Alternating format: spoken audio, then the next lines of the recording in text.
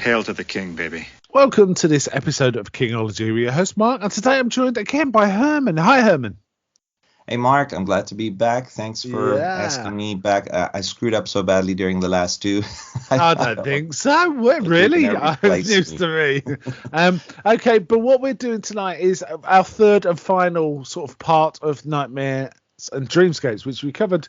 There are 24 stories in Nightmares and Dreamscapes, so there's fairly few. But what we did is broke them out into 8 stories an episode, and also talk about films and TV shows based on those stories too, and particularly the first 8, but also some in the second 8. There was lots to cover with that kind of stuff. Yeah. Not so much with this one. There are some TV shows based on them, and they're kind of interesting, and they're quite similar to similar in tone, not necessarily in story, to the written form as well. And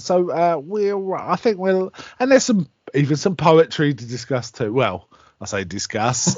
It's poetry, right? So we're going to jump straight into it. And at the end, we could review all 24. Well, not all 24. Just pick what our favourites were of the 24, I think. Now, the first one is an interesting one. It's Crouch End, Stephen King's story about a suburb of London.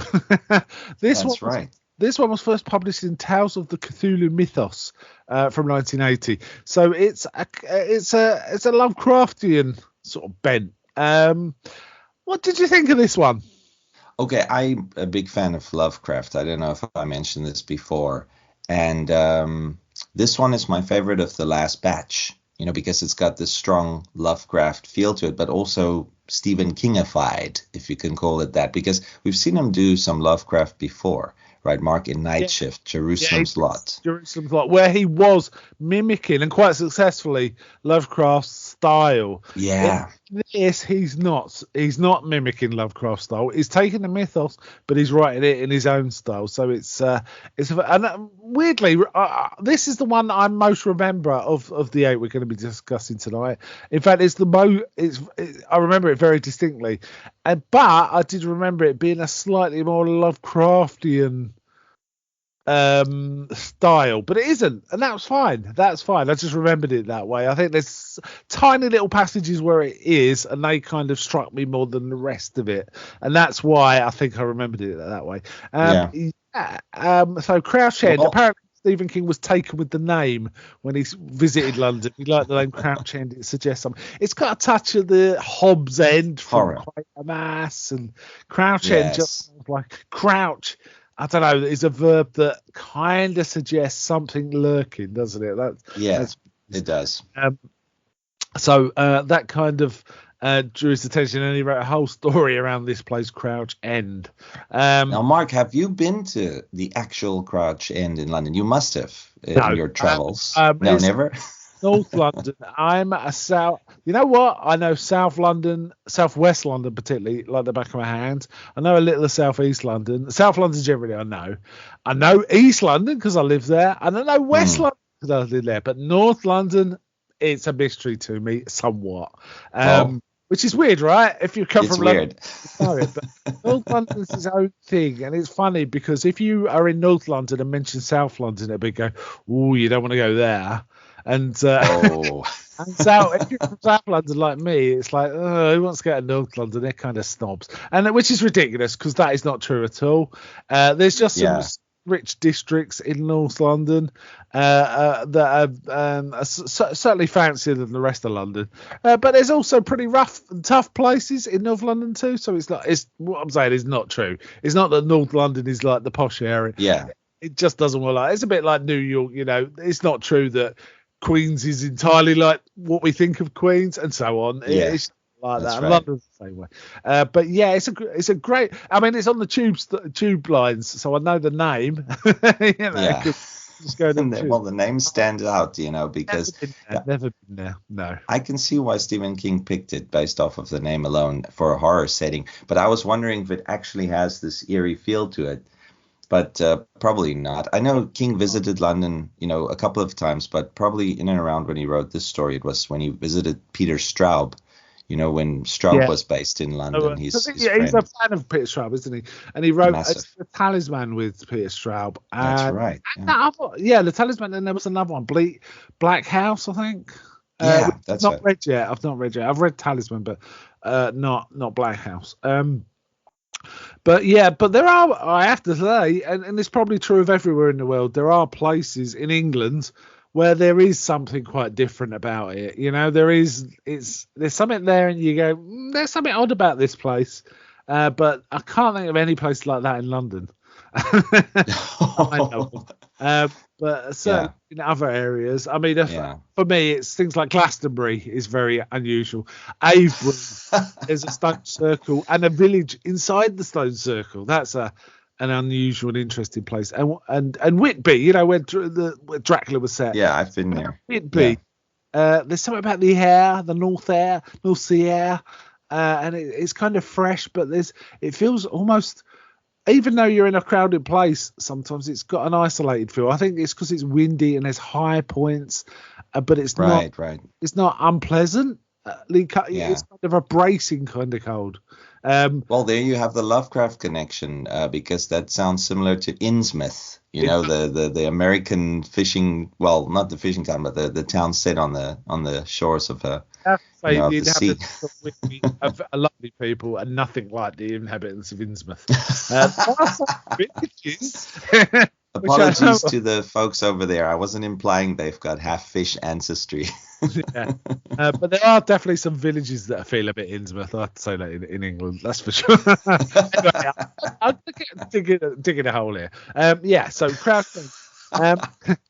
It's written in, as we said, King's kind of usual style, but it does embrace some of the Cthulhu mythos. We do get some of the named beings from entities, Zulu, Yosol. I can never say this right. Yog-Sothoth and Shub-Niggurath. It's strongly implied that because I think once you get into the story, we'll see what happens to this this American lady's husband. That one is strongly implied that the culprit there is Shub-Niggurath, having sort of just consuming people, and then their faces showing up as sort of indentations in his body, which is a horrific element. But I also love the other things. Like there's a reference to the cats of Ulthar a little, with the scarred cat that keeps showing up in Crouch End. Yeah. And of course and there's reference kid with the malformed hand. Ugh. Yes, and there's a reference to the goat with 1,000 young. Yes, like that. So it's kind of there's a lot of Lovecraft here, and there's talk also of in some places in the world the barriers between dimensions or whatever are thinner than others. And there's talk that Crouch End can get like that at certain times. And it's almost like the inhabitants of Crouch End that get encountered kind of discuss that, sometimes are aware of this, right? And so don't come near me if you into the Towan, the sacrifice. Yeah. I forgot what it's called. Something Towan. Sacrifice Towan? I can't remember. I've also forgotten the name now, but they do mention in the story that Towan has a druidic reference actually to it. Yes. And it doesn't mean town like most people would think. And so the druids got up to some human sacrifice or some kinds of druids. Sacrifice, right? That's what they said. Yeah. And also the whole idea of like things being thinner in some places than others ties back to the Dark Tower somewhat, right? It's that's right. Thinnies. The thinnies. That get mentioned in some of the stories of the Dark Tower. So this husband and wife have to go to Crouch End. They get taken by it. Basically, they can't find a cab to take them there at the start. No cabs really want to take them, but they find a sort of friendly guy, and they talk about how much they like Londoners, and which is very nice of Stevie, and how friendly they are, and stuff like that, which is wow. I come from London, and there's a saying in London: if someone tries to talk to you that you don't know, they're either mad or they're from out of town. That's what we say in London, right? But I don't live in London anymore, and when I moved out, it was kind of weird how friendly people were. But now I'm that way, right? Because I've got used to So when I go back to London, I'm Exactly. kind of yeah, I know what this is like. The only time I've ever seen Londoners friendly to people was during the Olympics. That there was something about the Olympics that actually brought a better side out in people, and it was very friendly place during that time. But Right. London is not like that. It's not that sort of city at No, all. I used to live there as well, Mark. You know, I know that if you ask for directions, people think you're trying to mug them or something in some cases. No, not Yes. that bad. Not No, that no, bad. But you know, people are differently on their way. They don't have a lot of time for you. no. So Well, yeah, but I've right. been in worse places. Yeah, oh yeah, I'm sure. Haven't we all, right? um, Yep. and this couple, they get dropped off, but it's very, as soon as they get there, it's kind of odd, right? It's kind of a Yeah. weird deserted place, which definitely doesn't sound like London.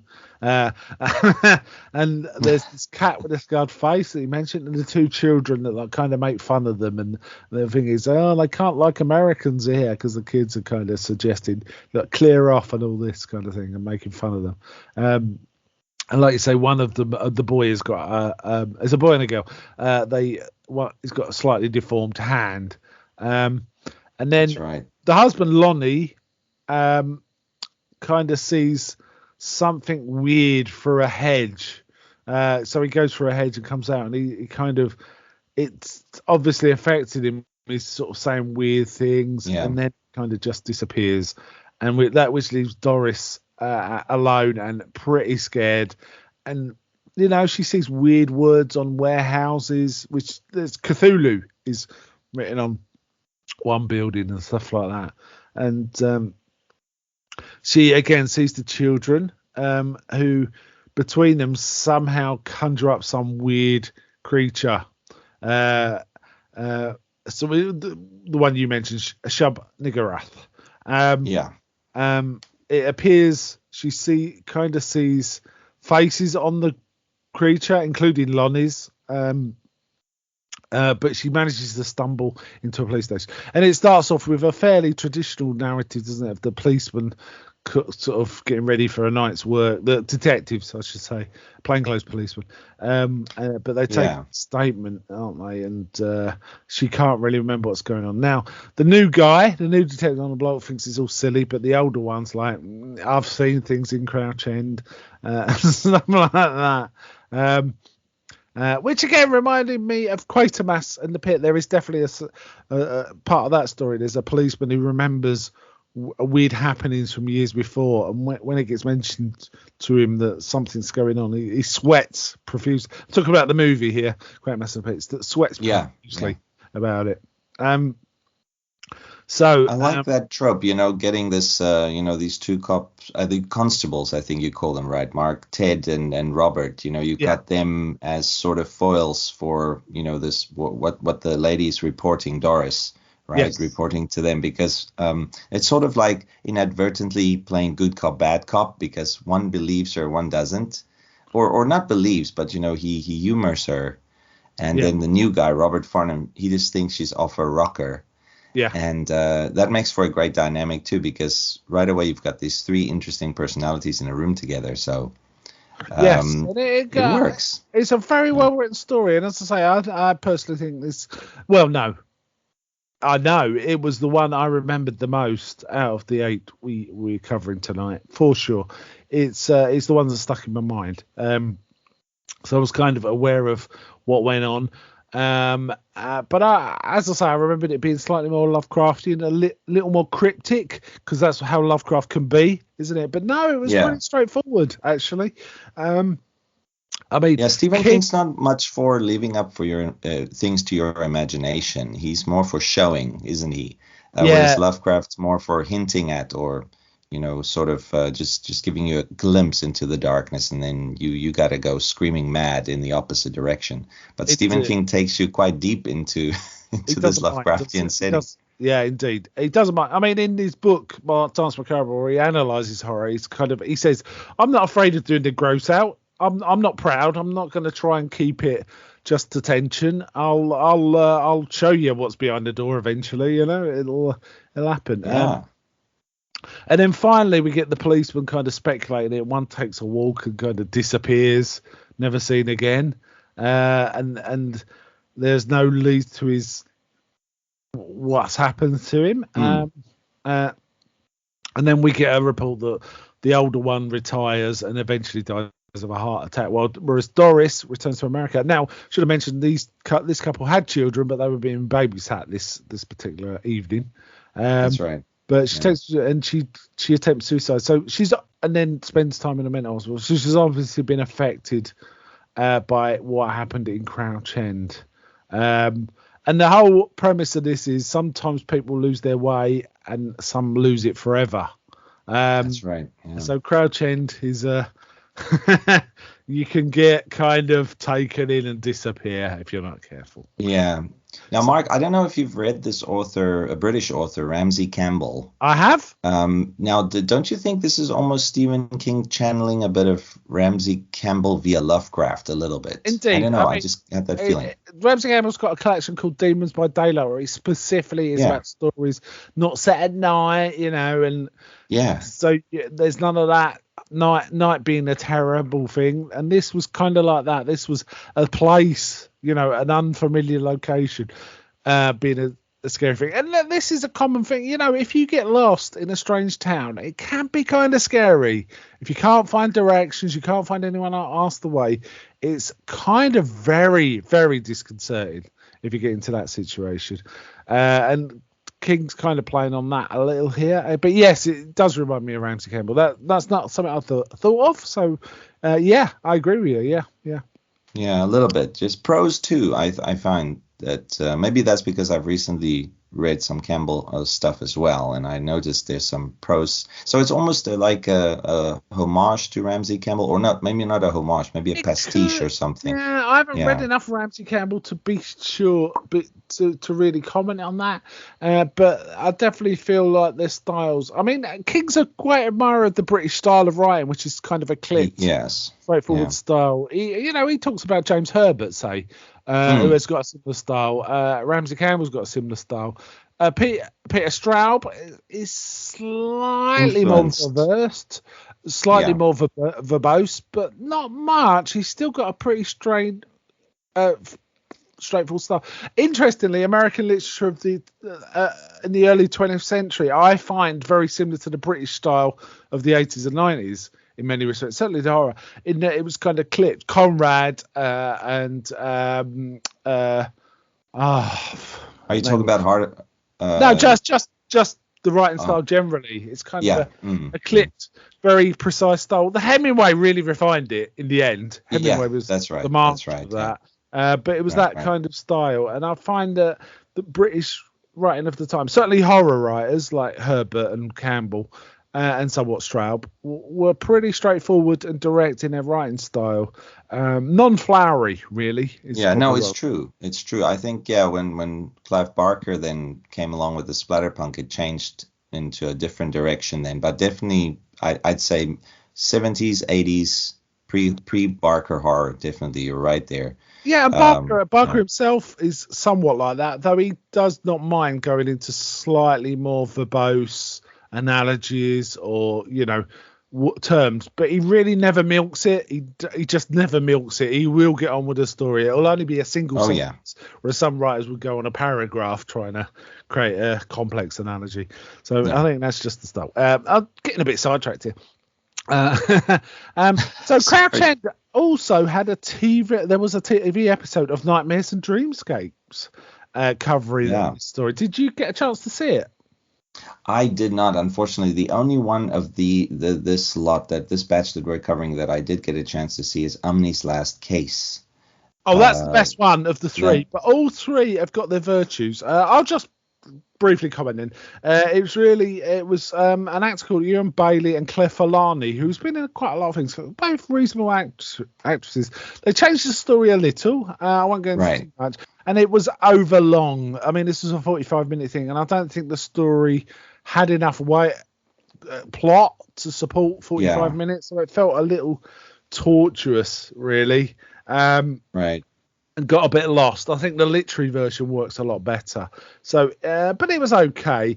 And you know what? I was really quite encouraged that it was still a very good quality production, and it made me think very highly of this particular series, Nightmares and Dreamscapes. In fact, I'm going to go back and watch the rest actually, because I was impressed. I had the same thought.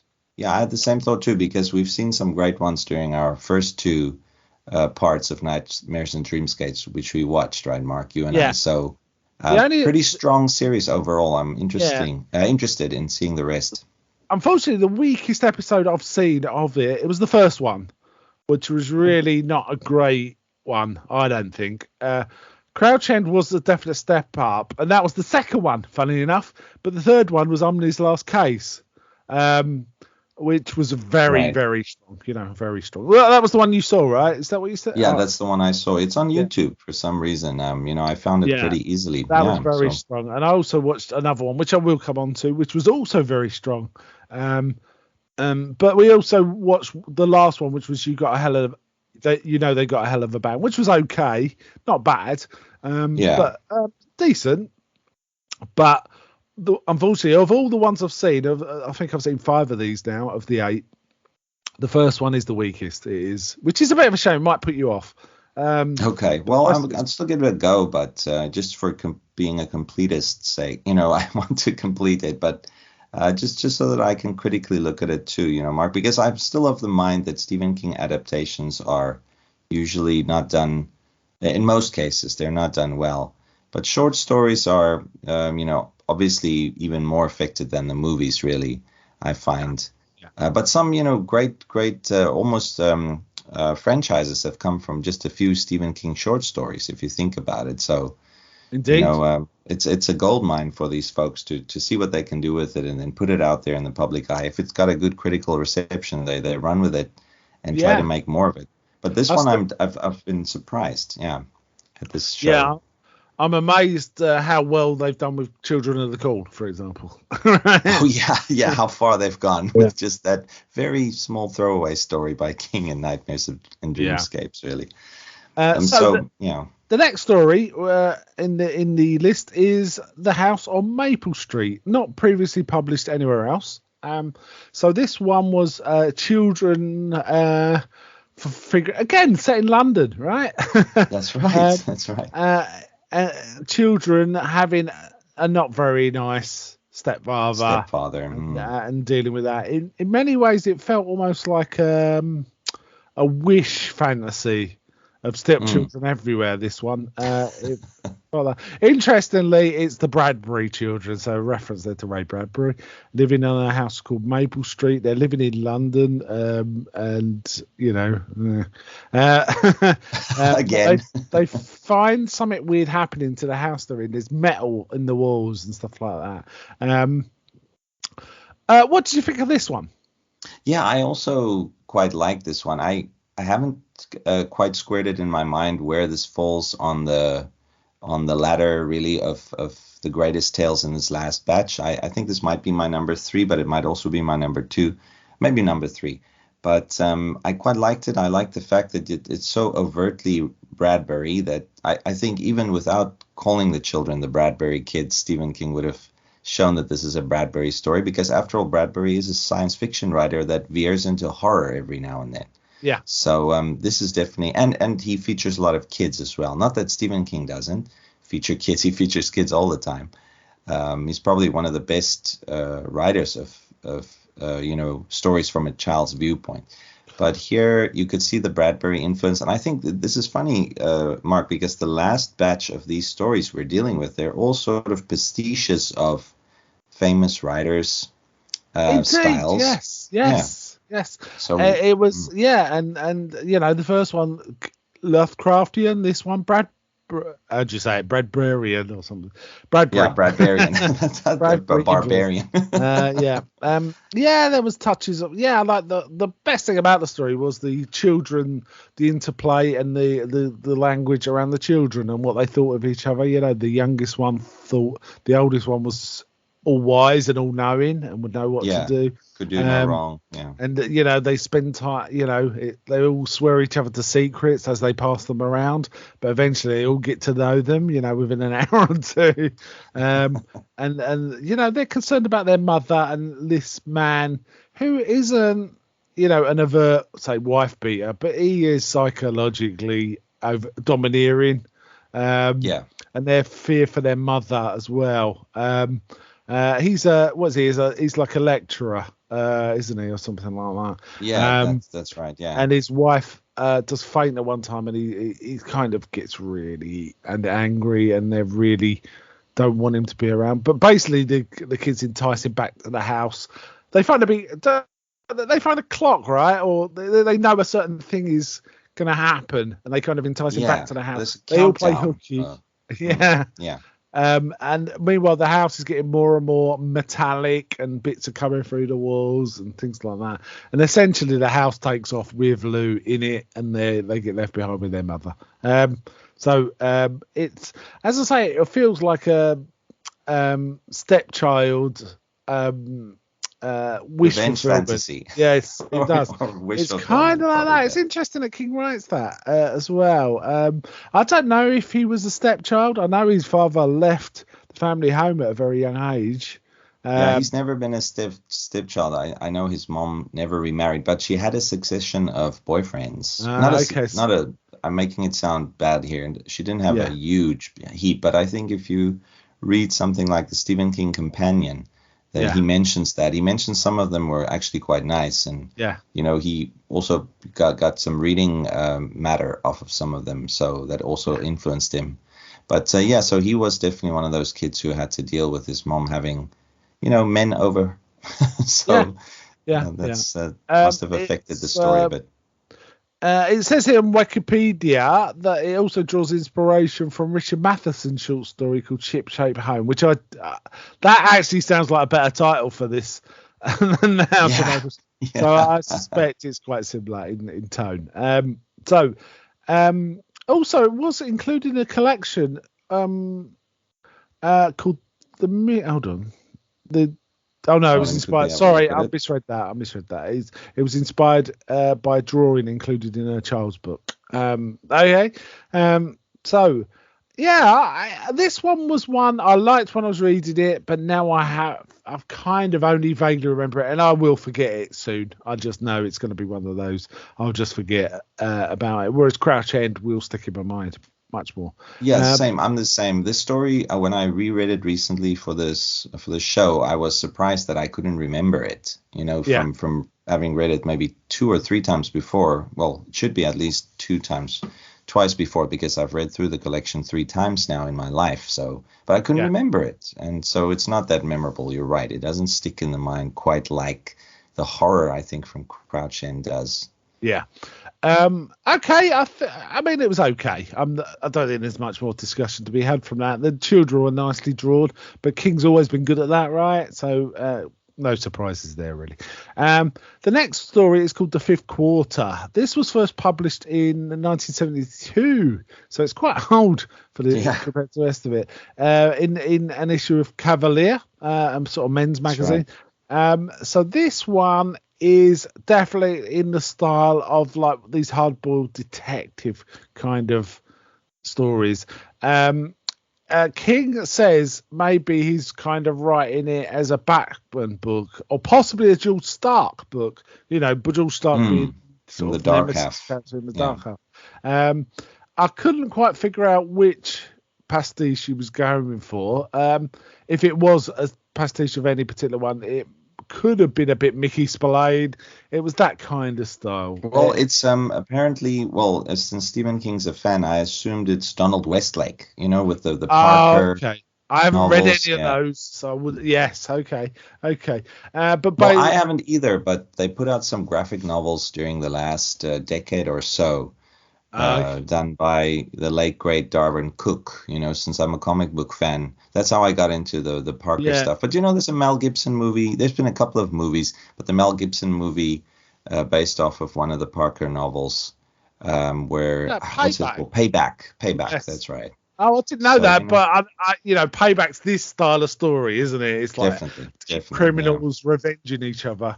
It goes yeah, back to like stuff like Point Blank and stuff like that. In fact, this one made me think of Sin City. The stories in Sin City. yeah. Oh, yeah, that's a good, Yeah, that's it's a good. referencing that. Yeah, Definitely. Wow, that's a yeah, good one. Yeah, I like the fact that all of the men, well, except for one milksop, but basically all of the guys you encounter in this book are hard as nails. And yeah. basically Stephen King's, And the yeah, guys like the sergeant saying, "Oh, you don't want to mess with Jagger. Do not yeah. mess." And even though Okay, that Sarge sounds has like just been established as this ex-psycho Green Beret and who's he's saying, cool under pressure, but yeah, even he's afraid of Jagger. So damn, there's definitely going to be some stuff hitting the fan, yes, later on, and it does happen.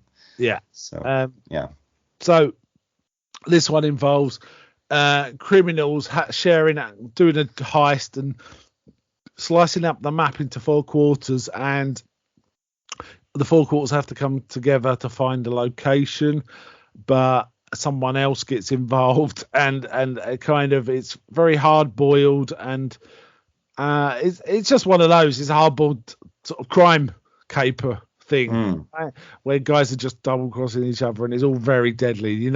Someone's going to die. Most of the people are going to die in this, and so it goes on. Quite enjoyed it, but again, it's not going to stick on my radar, I think, for very long. Well, it's because it's very light on the horror. It's Yes. almost like Stephen King was dredging the bottom of the barrel here to include stories in this collection. So even if it's just tangentially related to a little bit of horror, he would probably have selected it for Nightmares and Dreamscapes because, King has written since quite a lot of crime stuff, hasn't he? Yeah, he has, yeah. Right, or even sci-fi, but more crime stuff. And this is kind of a first nod in that direction. Yeah, he's always been a fan of that genre. It's mentioned that the plot is similar to a novel George Stark was writing in the Dark Half. So there is that. I also watched the TNT Nightmares and Dreams episode of this.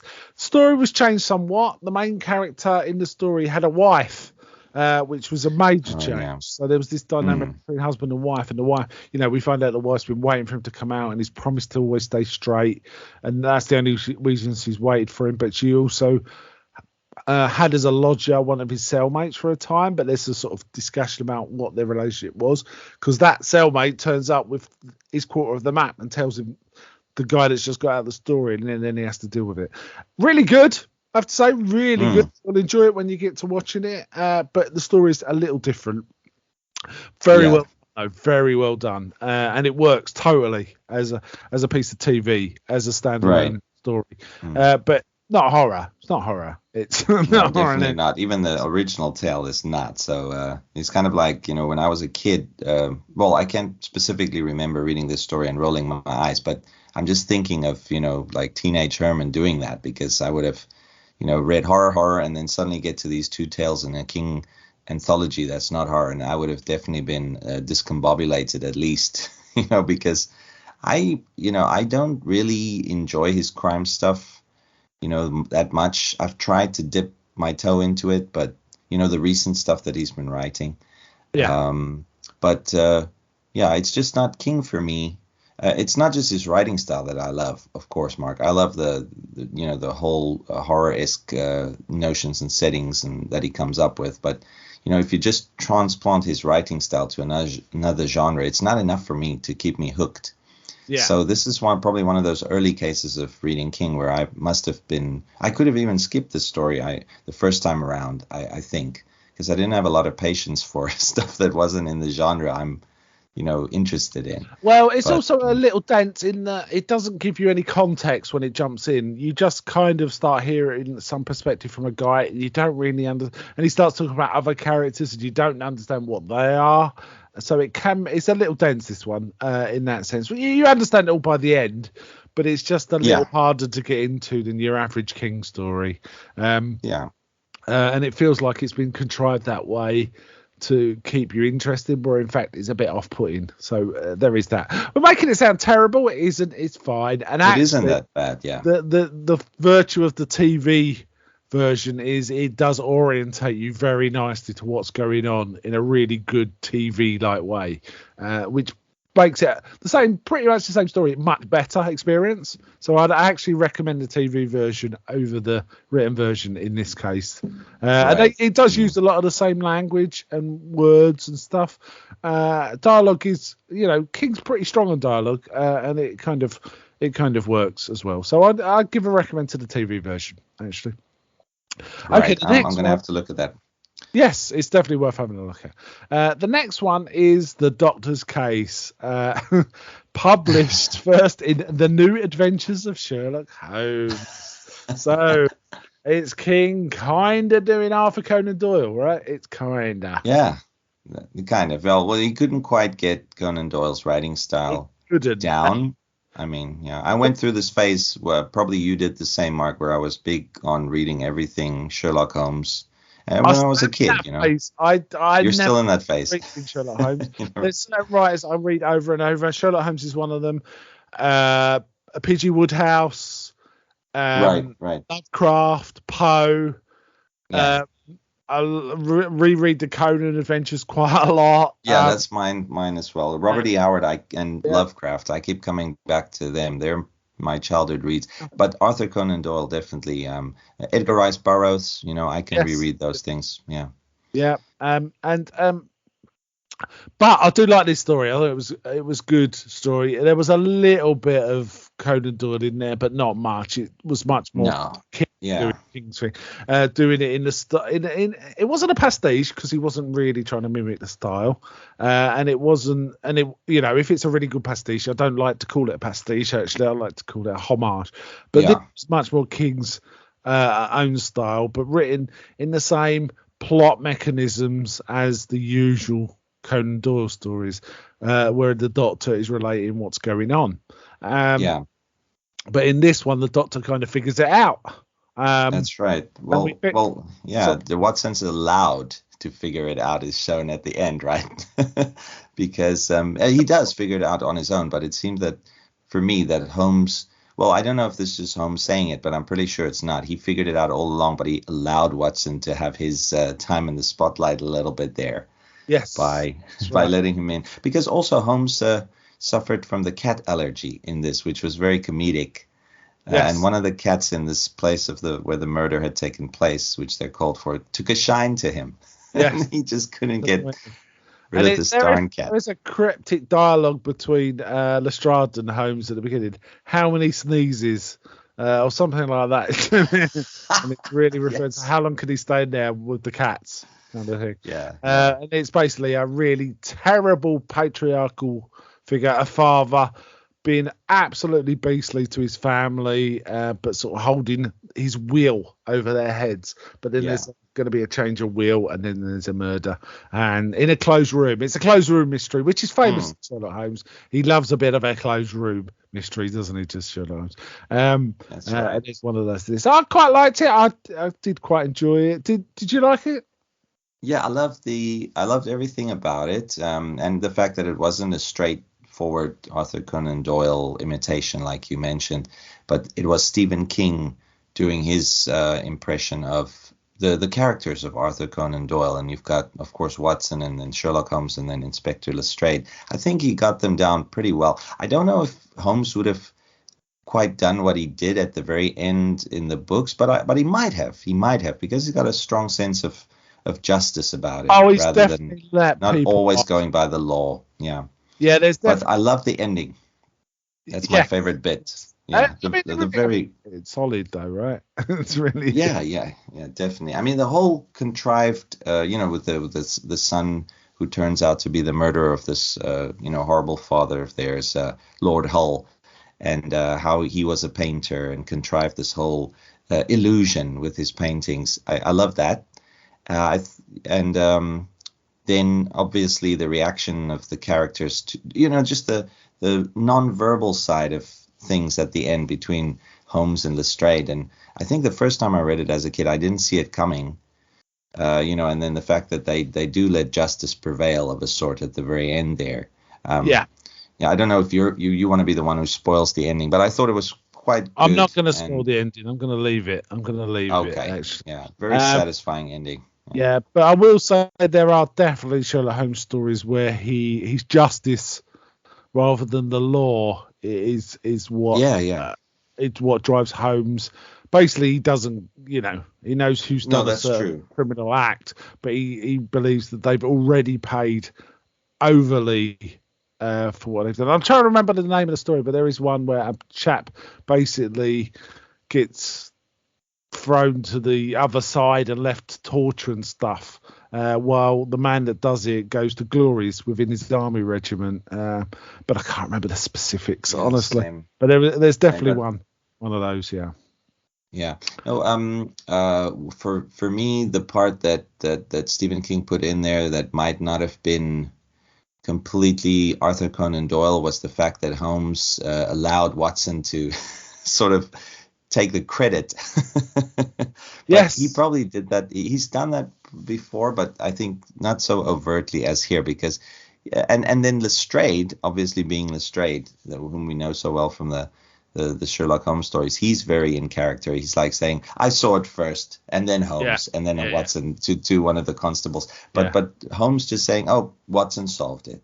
That part Yes. was very, very generous on the part of Holmes. Normally, he's not quite like that. He likes to sort of like turn it around a bit at the end there. Yeah. Whereas this time it's all Watson really, Yeah, But and also we should say this is Watson telling the story back yeah, he's the narrator. many years after the events, Yeah, true. where the knowledge wouldn't affect anyone who's living anymore, so it wouldn't really matter. Yeah, And also, there's a great play made that Watson is glad that he can't deduce the way Holmes does because it's a curse. He feels it's a curse being able to have so much insight into people and stuff. Everything. Yeah. Yeah, I will say there is one homage to Holmes that I absolutely adore. I think it's fantastic, and that is by a writer called Paul Kane.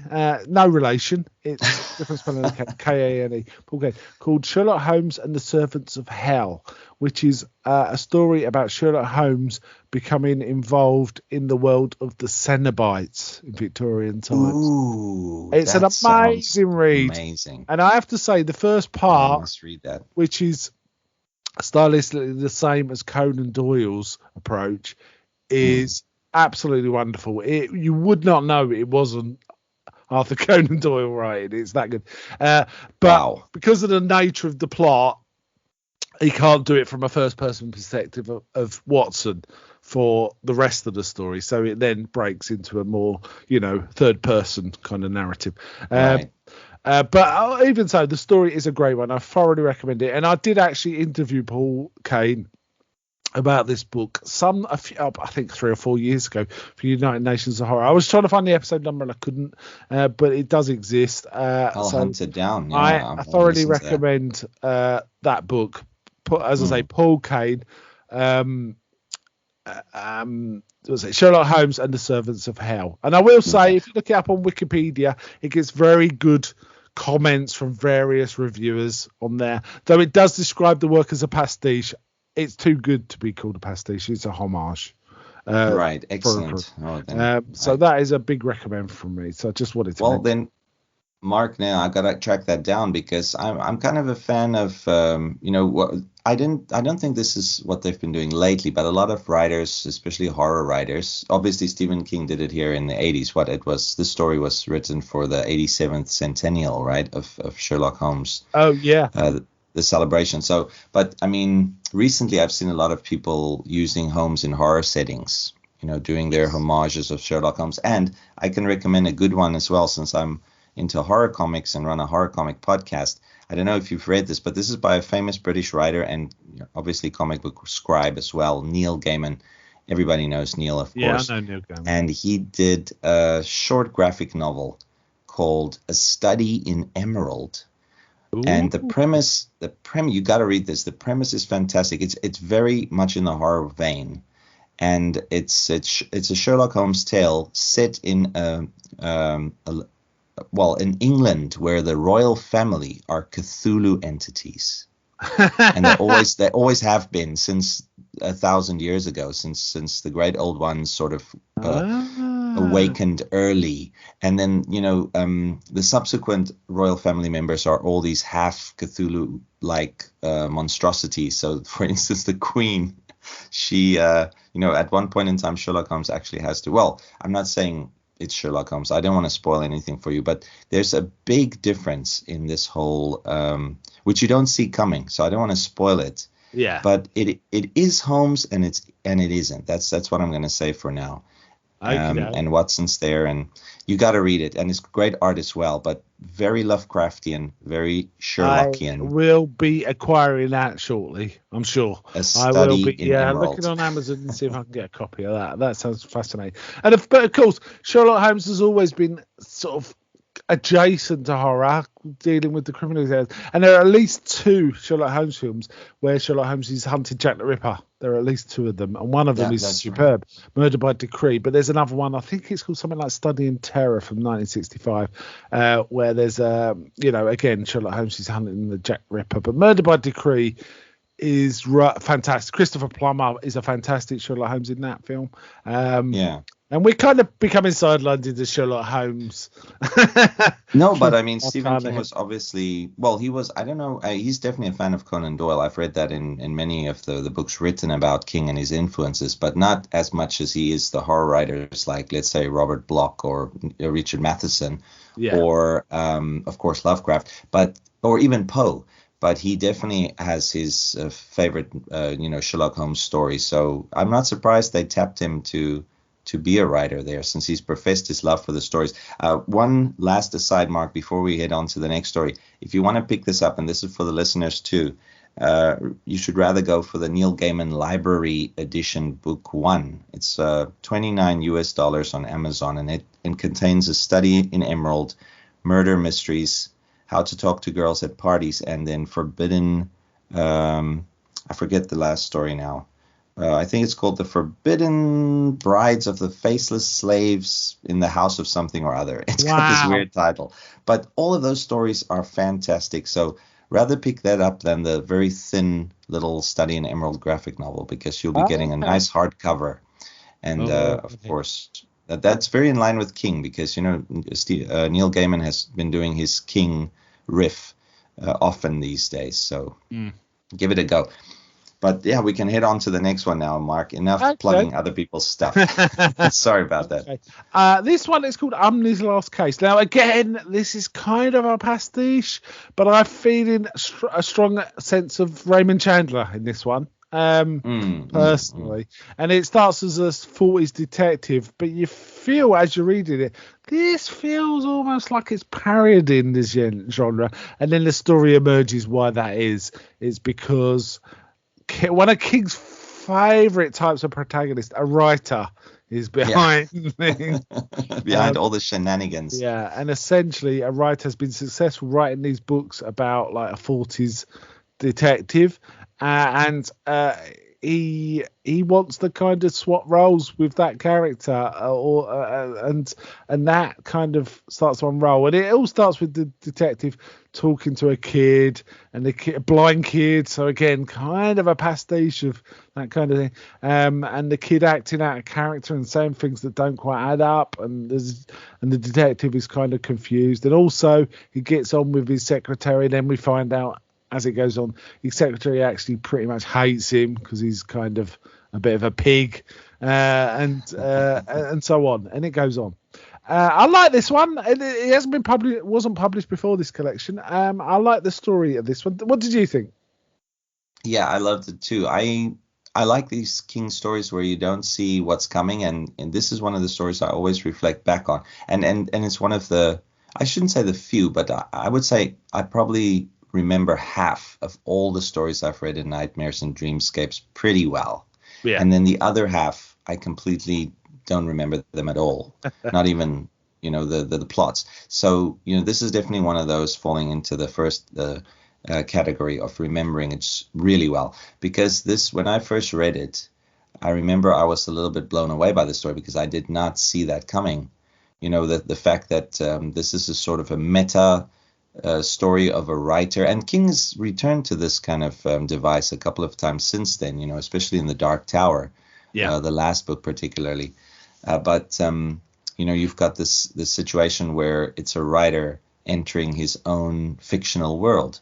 Yes. But the story is told from the point of view of one of the characters and not from the writer going on this crazy mystical adventure.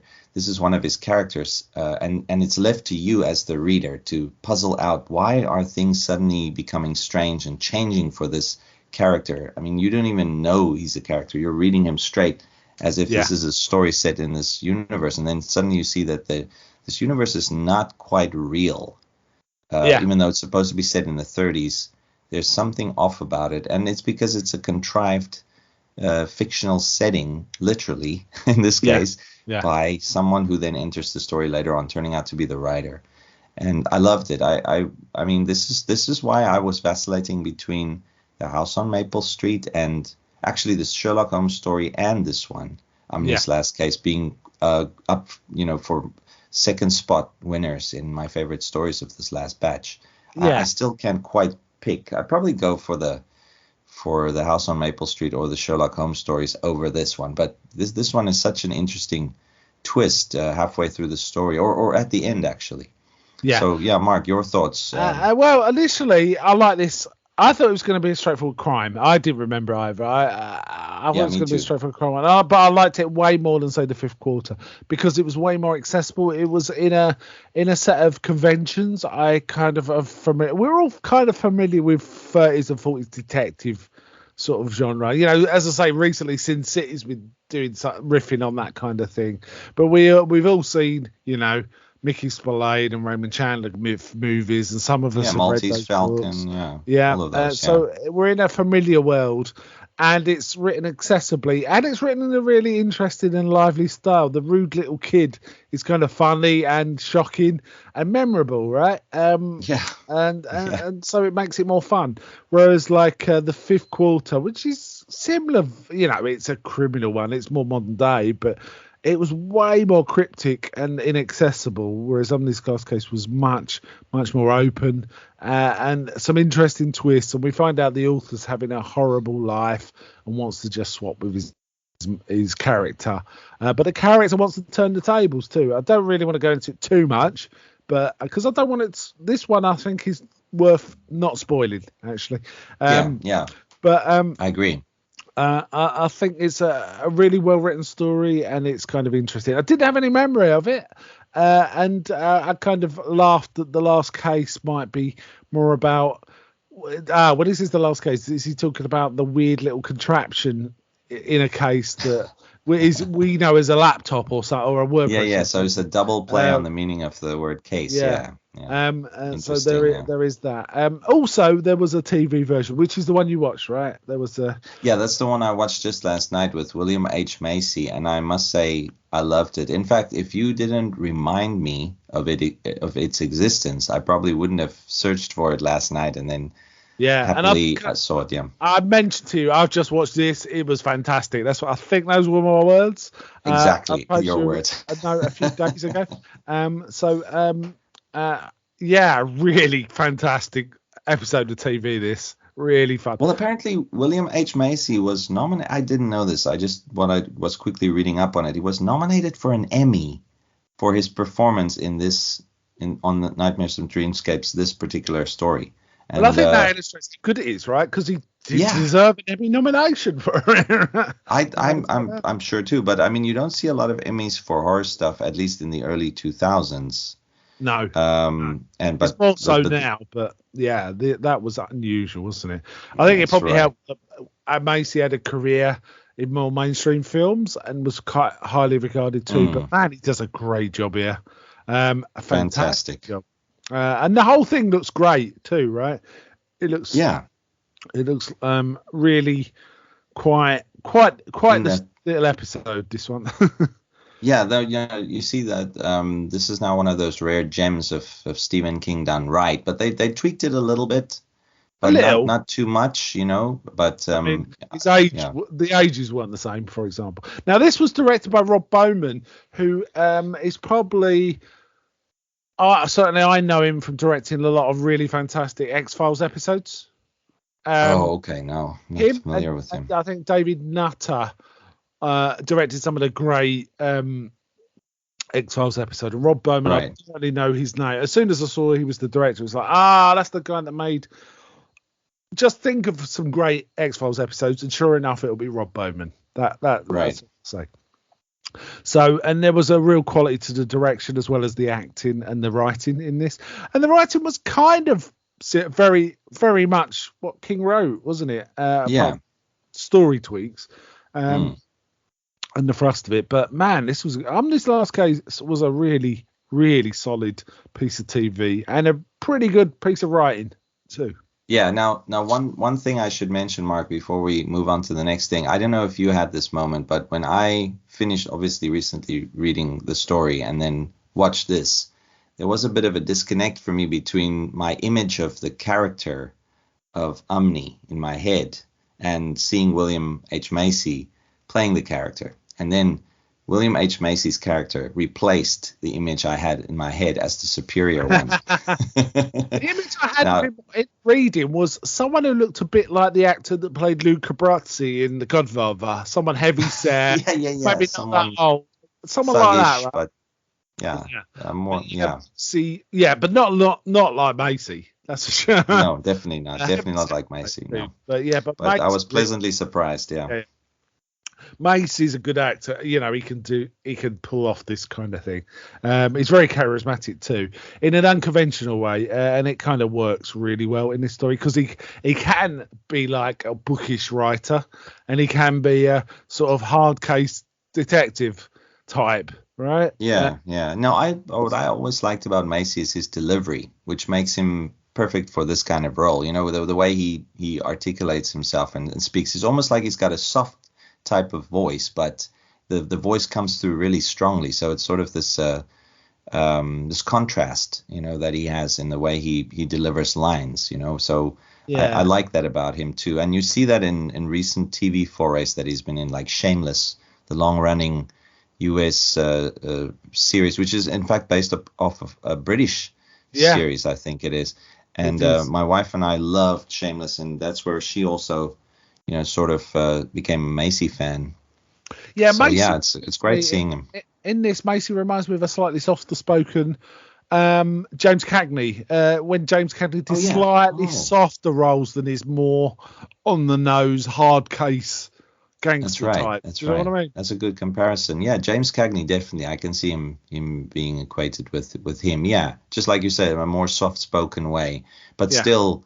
You know, that doesn't affect his characters. In fact, it never has. But I always associate him with the actors who don't go, not like a Nicolas Cage who goes screaming, you know, and then there's these variations in his, delivery all the time.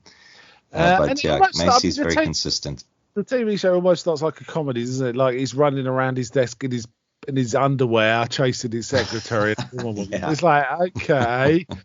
They're really nailing this to like being a parody kind of thing, and I guess they have to for TV to make it really obvious that like this isn't the real thing, or it's a comedy. You know, comedies are often just broader versions of reality, right? And it felt almost like it was going to be a comedy, but then we find out, it's a literary reality we're looking at, right? I see. Yeah. So and it's really obvious. It's not confusing at all to the viewer what's going on. So it's really nice. I really enjoyed the TV one, and I like the literary version too. Definitely, no, but I agree with you. Okay, well now we got a couple here I think we're going to mostly skip through because they're not fictional stories. The next one is it was basically an essay that Stephen King wrote about a little league team in baseball called Head Down. Published on April the 16th, 1990 in an issue of The New Yorker. Basically, Stephen King writing about a season of Little League that one of his sons, Owen King, was involved in. Now, when I first got to this, it's like, this is going to be a tough read, and I probably would have skipped it if I wasn't doing this for the podcast. But it's King. He sucked me in. I was interested. I actually got through it all very quickly and quite enjoyed it. I've got no interest in baseball. I'm interested in children's sports in that, you know, there's I'm a parent and I've taken my sons to sort of sports practices and stuff like Yeah. that. My daughter's less sporty, so none for her, but my two sons I've taken to various sporting team practices. Yeah. So it's interesting from that point of view. But Stephen King engages, so I was engaged. I Yeah. don't really want to say more than that, frankly, but Yeah. what did you feel?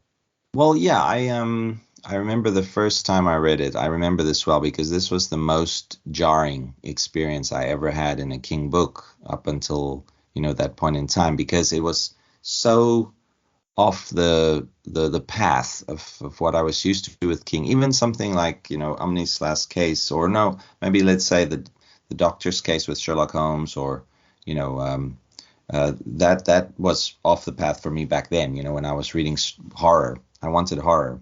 So this one definitely, I think I skipped it the first time around, but then came back to it the second time I read through the collection. So I can't really count that first time reading through the collection, can I, Mark? Because I skipped this one and I probably skipped some other stuff. But, then I came back to it. And, I think I was much more of a Stephen King fan the second time I read it. So I looked at it from the perspective of a peek into Stephen King's life, peek through the window of his everyday concerns, when it's not about horror, when it's not about the writing or the work. And, we all know how King loves baseball. And this is definitely King sort of gratuitously writing about his favorite sport, but also a bit of Americana. If you're not American, this is interesting from what would you call it, a anthropological point of view, or sociological. Yeah. So I loved it in that sense. But I must admit, reading it is probably better because, what was it? A week ago, I listened to it on the audiobook, and it drags. It really drags on the audiobook. I had to find myself going back 30 seconds, skipping back 30 seconds to just find out, because I just lost the track of the story. I just completely, zoned out when I listened to this story on audiobook. But having reread it probably twice in my life now, I must say it's not a bad piece of what you call it, an essay. It's quite good, because he does not show favoritism towards little Owen King, who's on the team, who's his son. He sort of gives every kid his due, as he should, And then one of the kids apparently became a major league pitcher. For real. Yeah. So I quite like this. Liked it. I like this. There were some little things in there that were insights into life rather than a baseball team, right? There was like he said, Stephen King relates. He asked the coach, "What do they get out of this?" And he was expecting a rote answer, and the coach was each other. Yeah, that's that boy there would bit, never have talked to that boy there, but now they're working together as a team, and they're going to always remember this.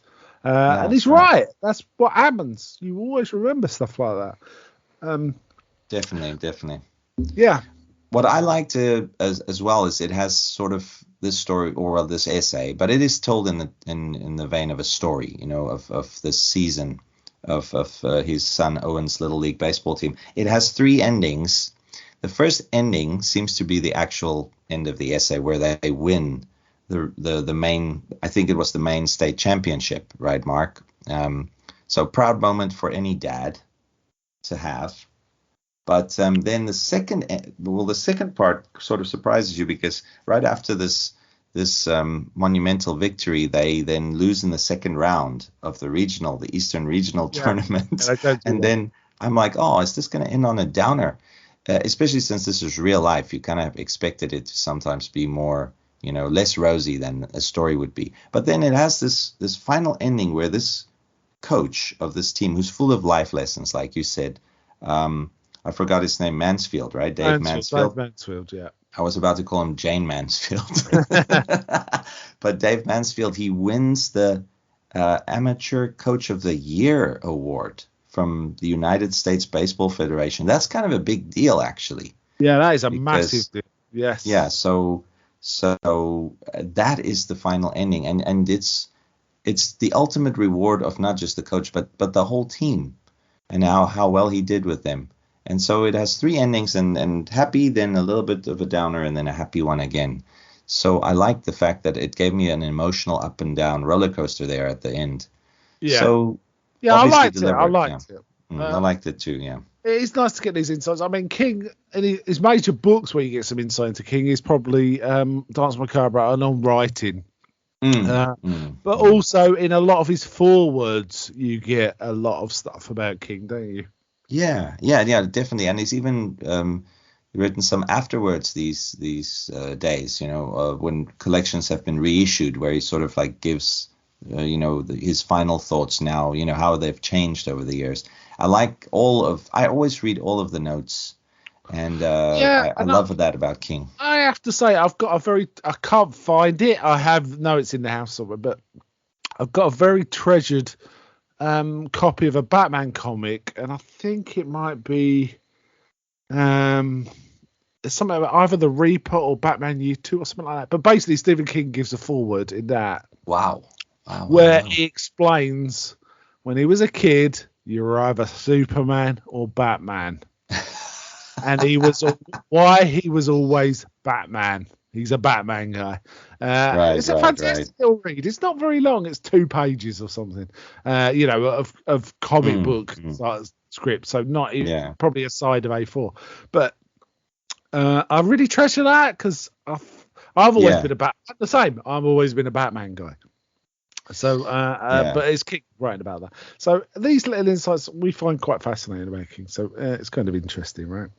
Yeah, I find everything that King has, all the reminiscences he has about comics fascinating, since I'm a massive comic book guy, right, Mark? So King, was inspired by EC, but every time he drops a superhero reference or something, then, like you say, he did a Batman intro to a Batman story. That's fascinating for me as well. I'll let you know what it was. I know it had a blue front. It's got a blue cover. And it's something, I think Reaper is mentioned. I'll dig it out. Okay. No, thanks, man. No, what? But King, I think he's when you get him to write a forward, you've made it to something, because wow. But yeah, so enjoyable story. Head down. I also like the title, which is what the coach told them. A bit of you have these coaches who do coach the football teams, the rugby. They always have these sayings and. These tips, and then this was one of them. So I like that, and the fact that King was so involved. Anyone who's not involved in sports, head down is really, once a team's head starts going down, they've in their minds they've already lost. They're usually quite far behind at that point too. So you've got to keep those heads up. So head down. Yeah. It can mean be focused and go for something, but it can mean also. Like you've lost your impetus, and don't do that. There's a interesting sort of phrase. Now, Mark, this is where it gets too much for me though, because we've had baseball, which was good, but then King just won't let that go. Yes, we get a poem, a very short poem, but a poem on this called Brooklyn August, published in IO. Issue 10, 1971, where basically he's talking about the heyday of baseball, right? I mean, it's kind of it's a short poem about that. It's a kind of reflective thing about the Brooklyn Dodgers, I believe. I really don't want to talk about it because it's a poem and it's okay. It's not. It rhymes a bit and there are words. That's really Now, Mark, I have a question for you then, because I did listen to this episode way back when, but I can't remember. When you covered Skeleton Crew, how did you deal with the poetry segments? Oh, I can't remember that. I'm kidding. You probably skipped those as well. Yeah, I skipped those the first time I read them as a kid. But Stephen King's not a good poet. I'm an English major. So I studied a fair bit of poetry. That's probably not enough credit to say I'm good at, being a poetry critic. But, I would pick someone like even Robert E. Howard's poetry, which is really basic. I would pick that over King's poetry because it's almost like Robert E. Howard utilizes poetry to tell a story with a nice little rhythm and a beat, whereas King has some literary pretensions where that shines through when he's doing poetry. So I think that's an affectation. A literary I feel like it's someone having a stab at poems who doesn't do poems, and I don't do poems. I read some poetry, but not much. But it's just a very basic poem. The only times King and poetry work for me is when it appears in the stories, and it's very short poems, such as the haikus in It and things like that. That is nice. Yeah. That's about it for me. Well, that's the greatest poem he ever wrote, right? Your hair is winter fire, right? That's probably how he got Tabitha to no. I'm just speculating here. But yeah, that's probably the best bit of poetry he ever wrote was in It, and he should leave it at that. Yeah, leave it at that. Yeah, leave it on a high. Right, the last story is an interesting one because it's not a King-generated plot. He basically was told it as a parable by a friend in New York. And his own version of it. It's called The Beggar and the Diamond. That's right, yeah. Somewhere else. And it's essentially, a parable. A beggar who is walking along, speculating his life is miserable, and he starts feeling angry about it. And then I think like an equivalent of an angel talks to God, whatever the context is here. I don't want to insult anyone's religion, so I'll just leave it at that. And sort of takes pity on this person and requests that he be helped. And God puts down a big diamond or something worth a fortune. Yeah. This man's path, but while he's walking, this man speculates, okay, I've got a hard life, but I could be worse, could be blind. And he decides he's going to shut his eyes and walk on. And the act of shutting his eyes and walking on, he misses the diamond, but learns how lucky he is. And then he goes, and then the angel sort of, did you just teach me a lesson, God? And God's like, have I? It's pretty simple. I quite liked it. It was okay. What did you think? Yeah, I liked it. It was a nice read. But it's not great. And that's my only criticism here, right, Mark, is the fact that they chose this story to sort of end this collection with. I mean, they didn't have a strong ending because if you think about, I'm just trying to recall now, maybe the previous two collections, which is Night Shift and Skeleton Crew, they had very strong stories there at the very end. Strong opening stories too, right? But again, not much. Dreamscapes really had a strong opener, didn't it? I think with Dolan's Cadillac. I'm just looking up Night. That's right. Just frantically looking up what was in there. Yeah, I can't remember, but I remember the last few stories was pretty great. It's almost as if like the last three stories in Nightmare on Dreamscapes sort of take a bit of a. It's almost like you're cruising downhill, in neutral. A little bit for me. Now, I'm not saying it. Yeah. Omni's Last Case would have been a better final story, wouldn't it? It would have made. I agree. Alter as a protagonist and so on. It's just like I think it speaks to the whole disappointing ending of King novels, really, and this is one of the ones that adds to that what would you call it, that rumor. Now I don't ascribe by that rumor because I've read enough King to know that he does have incredibly strong endings, and there's just a few that are not strong, and so people sort of tend to focus more on the negative than remembering the positive. But this book, definitely for me personally, this is where I really felt there could have been just in what they chose to, the order in what they chose to put it in. For instance, like earlier, I think it was in part 1 where we covered the vampire stories, the Nightfire and Popsy. Yeah. I'm just of the mind that they should have separated them, rather than having two vampire tales in a row, even though they're both great. But, so maybe my criticism is more with the selection of the placement, I should say, of these stories, really. Yeah. So, it ended on a bit of a think lull. The last three didn't really fit at all. I'm quite glad Head Down was in it, but because I probably wouldn't have read it, but I could have done without the last three entirely, and Omni's Last Case would have been a good finisher. Yeah, I agree. Yeah, that's my mind as well. But like you say, there are some interesting groupings. The two vampires are next to each other. Two stories about London are next to each other. You could group them together like that. I do like the fact the last section is, as you mentioned, kind of King riffing on other writers. I thought that was, and it never even occurred to me until you said it as well. But it's so obvious. But yeah. Yeah. I just marked, sorry, just to insert some info here for the listeners. I just pulled because I'm sitting here right next to my shelf, I just pulled Night Shift and Skeleton Crew off here. Night Shift ends with The Woman in the Room, and then Skeleton Crew ends with The Reach. So those were the stories I remember as being quite strong. I don't know if you remember those particular ones. Yeah, a little.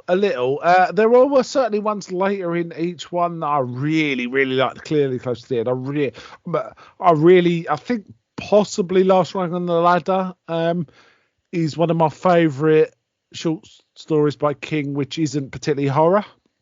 And I think it's one of my favourite ones anyway. It's just a really sad and beautiful piece of writing, in my opinion. I agree. That's one of my favorites as well. Yeah. But yeah, I agree with you that this collection could have ended stronger than these three choices.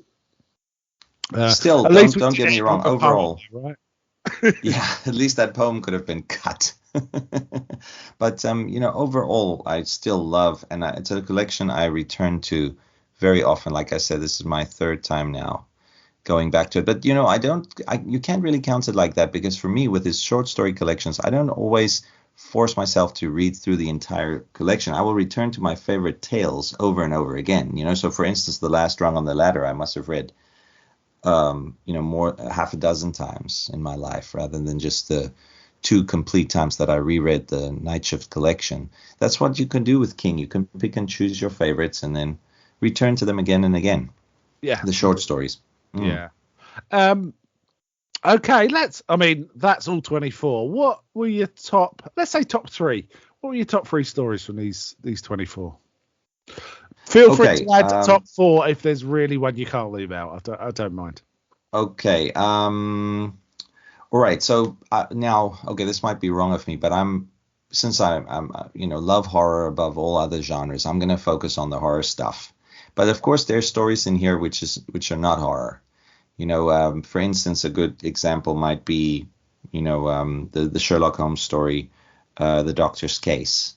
I love that story, but I'm not going to put that in my top 3. So I'm going to do a countdown. Is that okay, Mark? From 3 to you go ahead. The first one. Yeah. I think the third story that I really loved, the best, just personally, this is not speaking to the quality, was The Night Flyer, because it is the most horror-centric vampire story in this entire collection. It has a different flavor to Crouch End, for instance, but it's still horror. This is splatterpunk horror, but it's also got this, he's teasing you with the horror protagonist until the very end, or the antagonist, I should say. And in many ways, the horror in this is almost like an 80s horror, is it? Specifically, there's gross things that make you laugh that really shouldn't. Yeah, exactly. I mean, a good example of that would also be, for instance, The Moving Finger. That's like horror comedy almost, at the end there. But that didn't quite make my list. So I'm going to go for The Night Flyer, because it has all the elements of horror that I love. And it also had a pretty strong adaptation there on the Nightmare and Dreamscapes episode. Yeah. And then second, I think I'm going to go for Home Delivery, which wasn't my favorite from the get-go, but I don't know. I like when Stephen King gives an overview of this small town life, and this time it's on the island and this zombie apocalypse happening. And I reread it again recently for some reason, and it is a very strong story, really. Insight into the lives of this small town being plagued. Yeah. So this might be an unexpected pick, but I really, really loved Home Delivery. And I agree. I agree. It's a solid. I mean, the subtext is about how the development of someone who's not confident into a confident, capable person because they're forced to be, right? Exactly. Yeah. The lady protagonist in that, and that's one of the reasons I picked it. And I must admit, though, my top 3 probably changed since you and I did this, the preparation for these 3 episodes on this collection, because I used to have a different top 3, which I'll mention at the end. But for now, definitely, this is the I hope I'm not hypocritical down the line, but this is my top three for now, having reread it again. So it's definitely going to be home delivery there. And now this is going to be a surprise. I'm going to have to go just as a horror fan. What scared me the most was actually Crouch End. That's going to be my favorite horror tale. And now that's a surprise, I know, Mark, but this probably because I recently reread that. I really, really like this. It gave me a bit of a goose flesh when I reread again recently, just because I'm such a Lovecraft guy, and I think he did it well, especially the imagery that he plays with in that story. So those are my top three in a horror vein, I think. I think, you know what, next time I'm in London, I might have to just go visit Crouch End just to see what's going on. Have a look, Mark. See what's going on over there. I didn't mention it, but the TV episode that dealt with Crouch End, it really did look like London at all. It was way too empty, and it looked like America. It didn't look like London. But yeah. Now, okay. Before we get to yours, Mark, I do have to mention that in the past, my favorites were the 10 O'Clock People, and then what was the other one? 10 O'Clock People, Popsy, and then The End of the Whole Mess. Those were my favorites in the past, but I don't know which one was number one for me. But it's since changed, I think, and that's my list for now. Yeah, I think they're all very solid choices there, and I won't say my. No, I'll say my top three, but I'll also maybe talk about a couple of other stories that I think are quite outstanding. Yeah, sure. I think two of mine jive with yours, really. Home Delivery is my number three. I really like that. I went ahead. I mentioned it at the time. I'm going to try and get that book again. I know I got it somewhere, but I don't know where it is. So I actually bought it again. The secondhand Book of the Dead is the publication. Oh, yes. The zombie fiction, yeah. Zombie fiction. I've got it on my shelf. I haven't read it again. I just quick skip through. And there were a few tiny differences, I think, but nothing really. It was essentially the same story, so that's fine. And Night Flyer, I'm with you there. I really, really like Night Flyer. And I have to say the adaptation was a movie. It wasn't a TNT. Oh, sorry, the movie, yes. It was a movie with Miguel Ferrer, right? Yeah. So that was a great movie. Really 80s. Yeah. Yeah. But actually, you know what? The one I really like out of this is barely horror, and it's Dolan's Cadillac. I really, really like Dolan's Cadillac. There's something about it. I like the movie version. I like the literary one. It really stands out to me. But there are several others here that I really like too. The ones you've already mentioned, I also would add, I really quite liked Dedication quite a lot. It's quite striking, and it's got some gross elements, which we talked about in that episode. But I think there's something about it that sort of keeps me coming back to it. And I quite like Popsy as well. Popsy. Yeah, Popsy was one of my old three top favorites, back in the day. It's since probably going to be my number four. Yeah, I agree with you with Dolan's Cadillac. Very strong story, but I don't see it as horror. Horror. So which was your criteria, right? Yeah, but that was my personal criteria. But it doesn't have to be. It's just that when I read something King, I always, for some reason, I never give him a chance, the benefit of the doubt when he writes something in another genre. Well, being buried alive is horrific, but it is. That part is horror. Yeah, I guess you're right. But it's not. It's a revenge story. It's a criminal revenge. Yeah. Kind of thing. Yeah. But the detail in that I would always remember as it's definitely one of the stories that I mentioned earlier, Mark, that falls in the category of you can't get it out of your head, because the detail in how he went meticulously planning the murder or his revenge, that always stuck with me, that someone would be driven by this fierce obsession. And so it is definitely horror. I should actually not say that it's not horror. It's just not my favorite type of horror. There's no supernatural element, but that's also unfair. I love his non-supernatural horror. Misery comes to mind, but I probably would have picked Dolan's Cadillac in my younger days as well. And also I'm always struck. I really, really like Christian Slater's performance as the horrible racist Dolan. In the movie, it's very fun and really works. I think it's a little underrated as a King adaptation, actually. But I think a lot of people wouldn't have even heard of it and never went about seeing it. So it's one of those. But Yeah, yeah, so it's a reasonable collection. It's not as strong as perhaps as his earlier collections because it's a little watered down here and there, really, is why, I think. that's right. Yeah. There are some very odd stories. For example, It Grows on You is a very old one. Oh yeah, yeah, So, yeah. and also things like the poem. It's like, why? Yeah, Why's that? why? It's just Um, self-service, really. There, just wanting to bring his love to baseball to bear on us non-baseball fans. excuse me. It's like, but I can understand. Yeah. Still, yeah, overall a very strong collection. I'd say I like 70 to 80% of the content in here, and the others are good, but not great, but good. So it's one of actually my favorite King collections. I mean, we'll get to later ones if I'm still, on the podcast. Then I hope I will be. Other Stephen King collections, which is a lot more disappointing for me. But there's also some strong ones recently. But this one's definitely Yeah. one that I return to. I'm trying to remember the name of the other collection. I've definitely read one more collection, but I cannot because there was Just definitely after a very sunset, striking. or It could have been. I certainly remember one about an autopsy that was quite striking, but I don't remember much else apart from that. everything's eventual. That's the one Yes, with the everything's autopsy. eventual. Yeah, Yes, yeah. everything's eventual. That's it. So I look forward to revisiting, but I only remember the one story from that. So and it didn't really stick with me.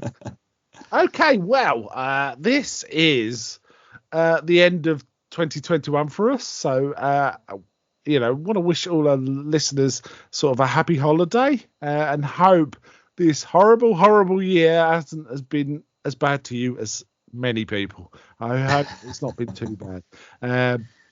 And it will That's be the right. last Kingology of this year. But next year we'll be coming back with Insomnia, which is Stephen King's novel that was published after this collection. So we'll be coming back to that. And we've got I'm sure we've got some interesting things to say about that because it ties into Definitely. a bit to our interest in the Dark Tower too, doesn't it? So there's a little bit of that to do with it. So Oh yeah, I'm looking forward to that, Mark. That's going to be a blast. So yeah, yeah, look for some, sleeplessness, insomnia coming your yes. way in 2022. Yes. Tell us what you're up to, Herman. Well, I'm still running the Long Box of Darkness. We had 2 new episodes out recently, since October. And so yeah, the Long Box of Darkness, a horror comics podcast, is still going strong. Not regularly, I put out one a month. There was a hiatus of 6 months recently when I lost my co-host, but so we're doing that, and then we're also doing some more comic related podcasts in the superhero vein with Marvel and DC coverage. So we're doing the Into the Weird podcast, which focuses on the strangeness of the Marvel Bronze Age and the kooky comics of that era. And then a couple of other shows, but they don't really bear mentioning. I've still got to get them off the ground again. So maybe next time around I'll have more to advertise. But if you want to follow me or horror-centric thoughts that I might have, you can do so on Twitter. I'm at Dark Longbox. And of course, we're on the United Nations of Horror Facebook group where we have our palavers. So we have our palavers. yeah. Yes. Well, I Gotta have to use that say, word every now. just that, I mean, anyone interested in that, we are intending to do a Twitchy watch along sometime in January, where we're going to be covering The Most Dangerous Game and The Beast Must Die. We were going to do it in December, but it got kind of late in the month, and we figured everyone's going to be busy for Christmas, so we wanted to have something to look forward to for the new year, really. So we're going to be doing that soon. Lovely. Okay, we will be returning with Kingology in a month or two, covering Insomnia. So again, thank you, Herman. It's been a real pleasure to talk to you about nightmares and dreamscapes. Always a pleasure, Mark. Happy holidays to everyone, and to you, Mark, long days and pleasant nights. And you, Si. So goodbye from me, from Kingology.